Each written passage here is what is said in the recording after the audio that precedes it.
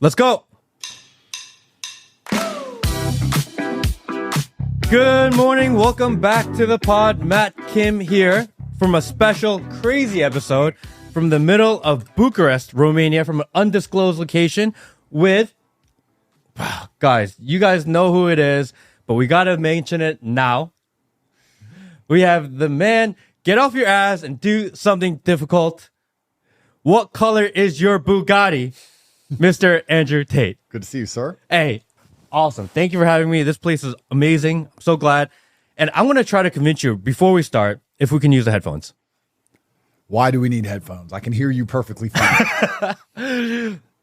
I like the idea. People think that you use headphones for hearing each other. Yeah.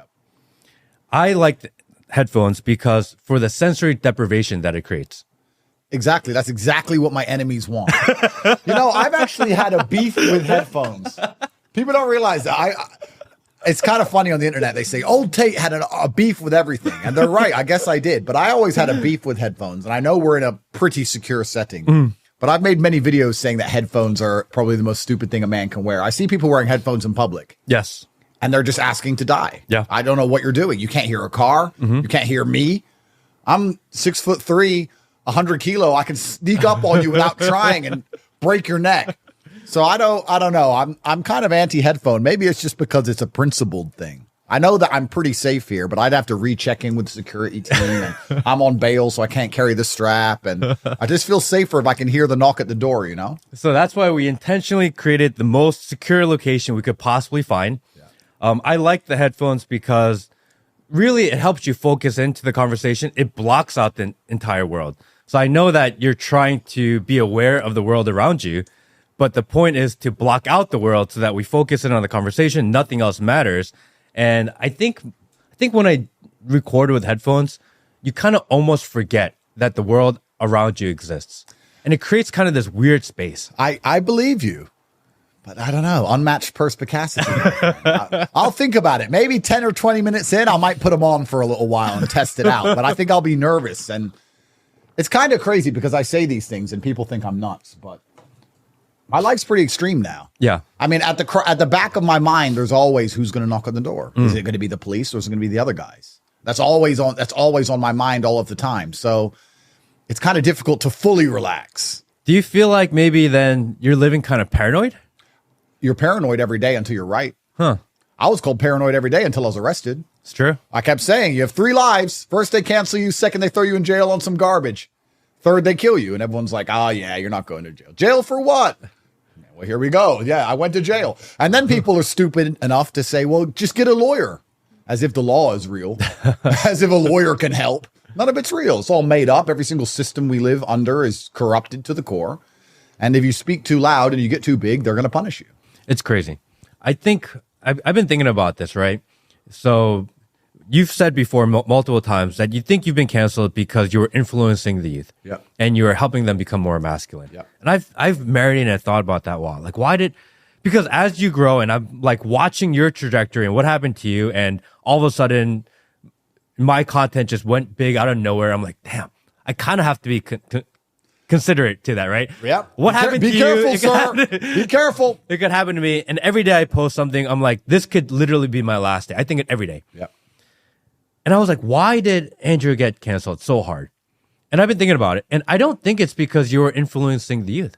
I don't think so. I think it's because you have the largest internet army in the world. And I think because the movement of people behind you, I don't think it mattered if they were masculine or not. You were also teaching them to understand how to use the internet. And I think in the training of an army, they're like, all right, this is over the line. I agree with you. They fear the power. Yeah. They fear the power structure. I'm the bad employee who got I started a union now. Yeah. And You're the union rep. I'm the union rep and they don't like me. I think in life, if you're going to be non-emotional about things, which I try my best to be, I enjoy being emotional on purpose. I will decide to be emotional in certain situations if it makes them more pleasurable. If I'm with my kids, I decide to be emotional, but I can turn it off and I look at things hyper logically. As a hyper logical man, I will sit here and say that as unfair as the Matrix has been to me, in many ways, they could have been miles worse. Yeah. I'm not going to lie. I'm going to sit here and say, considering I became the most Googled man on the planet, telling the truth and fighting against their narratives that they've been trying to enforce for a very long time. We said psyops are slow. They've been trying for a very long time to get men to a position where they're apathetic and don't want to be masculine anymore. I've come along and derailed to a degree a lot of their plans in a very short period of time. I've undone years of work in a few short months. I'm surprised I'm alive. I'm not going to lie to you right now. They could have got rid of me much easier. So they've actually been no headphones. They've actually been pretty soft on me considering what they could have done to me. And I think we talk about how it's not because I was influencing the youth to be masculine. It's masculinity they fear the most. I think that is a huge element of it. I would say that if I was teaching people how to make money and I was saying certain things, but I wasn't so strict and so large on the masculine contingent of the personality in regards to the fact you have to stand up and die for what you believe in, I don't think they would have seen me as such a threat. But I think they looked at me and thought, this guy is going to be hard to control. And I'll say it right here on this podcast. I've been offered to shut up. Yeah, we've talked about that before. I've been offered to shut up. Yeah. And many people don't understand that this is how selling your soul works, because I've tweeted before, if they ever kill me, the details on exactly how they ask me to sell my soul will be released. And that's true. But what they effectively do, I'll give you the very sanitized version. They come along with a sponsorship contract. And they come and say, look, we're going to pay you $50 million. Your official opinions are X, Y, and Z. You don't talk about this. You're going to wear these clothes and you're going to act this way. And you're going to laugh when they make certain jokes about this certain haram crap. And you're going to be this kind of little fruity idiot like all the liberals are. And you're going to get paid all this money. And if anyone asks you about these things, you're going to say this, this, and this. And we're going to protect you. Now, if I got this big telling everyone to chop their dick off and I wore a wig, I never would have gone to jail. Yeah. Never. You'd be really famous. I'd be very famous. I'd be Taylor Swift's girlfriend. Yeah. But here I am saying, no, you're a man and you want to be respected in your household and you want your wife to listen to you and you want to raise your kids. And they're your kids, they're not the government's. And you don't want the government to come along and force them to get transgender surgery because they got psyoped in school. And you want to have a say over the children you pay and raise. No. Mr. Tate, human trafficker. I mean, it's one of those things where recently, over the last 6 months, they've been doing this a lot. Joe Biden will come out and tweet, we're doing this to protect our children. And every time I read that, I'm like, no, they're not our children. They're not your children. They're my children. 100%. If anyone's going to indoctrinate my kids, it's going to be me. 100%. It's my responsibility. And you have no say in it whatsoever. And I think that's the line for a lot of people. I'm hoping it is. Yeah. I'm hoping it is because once they believe, I mean, I'll give you an example of the COVID vaccine. I know we keep going back to COVID. I know it's boring. We've all talked about it a million times, but I think talking about COVID constantly is really important because that's the moment that a lot of people really woke up to see all the irregularities in the world, to see the lies through the mainstream media. And it's almost like you have to keep on reminding people because they forgot. It was only 4 years ago. I know. But it seems like another lifetime ago. Yep. You need to remind people that because 4 years now, leading into the next election cycle, if you forget what they did during COVID and how they used it and weaponized it against you, like you're not going to see it coming, which they're going to do again, maybe not through a pandemic, but they're going to do something similar this year also. 100%. Constantly have to remind people. 100%. If you're a farmer and you have farm animals, you choose what vaccines and what injections go into that farm animal because you believe it benefits you. And that's what they did with the COVID vaccine. They saw us as nothing more than farm animals. And that's why I refused to get it. There's a lot of reasons I refused to get it. But I remember specifically saying, the government doesn't own my blood. It's my blood. The government can have my passport and my ID number or whatever. It is my blood. And if I get cut, I bleed it and I need it so I can stay alive. It doesn't belong to them. It belongs to me. And I decide what's in it.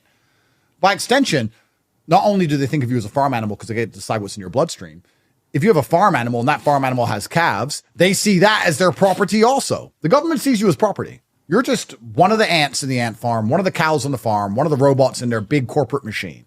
And your children belong to them too, in their mind. And they want your children to be good, productive members of the matrix, which means they want to psyop our kids. And that's why that's exactly why they don't want a strong man and a loving wife and a good nuclear family, because you're now competition to their psyop machine. There's something that we talk about a lot, which is normalization of some of the things that happen around us, right? So, for example, why do they allow so much crime in the cities? Yep. There's crime everywhere. They can stop it if they really wanted to. All they would have to do is just start arresting people and say enough is enough, and crime would essentially not go away, but be manageable. Yep. Right now, they let it run rampant in most U.S. American cities. Why is that? And I think it's because they want people that live in the cities to be like, all right, there's so much crime and we don't feel safe. Please, government, can you give us more control? 100%. Please, government, can you surveil us more? Please, government, can you put cameras here? And can you do facial recognition? And can you do digital IDs? Because if they force it on you, people will push back. Of course. If you create a situation where you ask for it, they're like, oh, we're here to help. You're completely right. They're normalizing these things because they're trying to remove the freedom of people and replace it with safety, because all governments have ever wanted since the dawn of human time is control of their populace. Yeah. It's what allows them to be most effective. I'm not going to even be mad at the government. If you're an ant, let's look at it from a business perspective. You have a business, I have a business, right? If I have a business, I have 110 people who work for me. If one of them didn't listen to me, I'd fire him. Yeah. Why would I keep him? My business is not effective if I have somebody inside of my company who has wrong think, right? They think wrong. I believe certain ideas. This is my company. And we have this one person here who disagrees with everything I say. That's annoying. I want him to go. That's fair and everybody would agree with me. Well, now you have to understand why the government hates us. The government wants everyone to comply and obey and do as it says and as it wants so it can run the government how it sees fit. I disagree with that. I am the bad employee. Yeah. I am the person who is annoying to them, especially someone like us, because we have a voice. Not only are we bad employees, we inspire other employees to be bad. Now everyone's listening to us going, wait, he has a point. I don't like this company anymore. I don't like how it runs. That's unfair. That's unjust. Then they want to fire us. But you can't fire us. So you have to put us in jail or teach us a lesson or sue us or take our money or slander us with the media machine. They have to punish us somehow. It's as simple as that. And it's scary. I saw a really interesting video on Twitter the other day about Alicia Keys during the Super Bowl performance. And it was someone recording the TV screen with their phone. And the first note she hit, or one of the first notes, was a sour note. She messed up the note.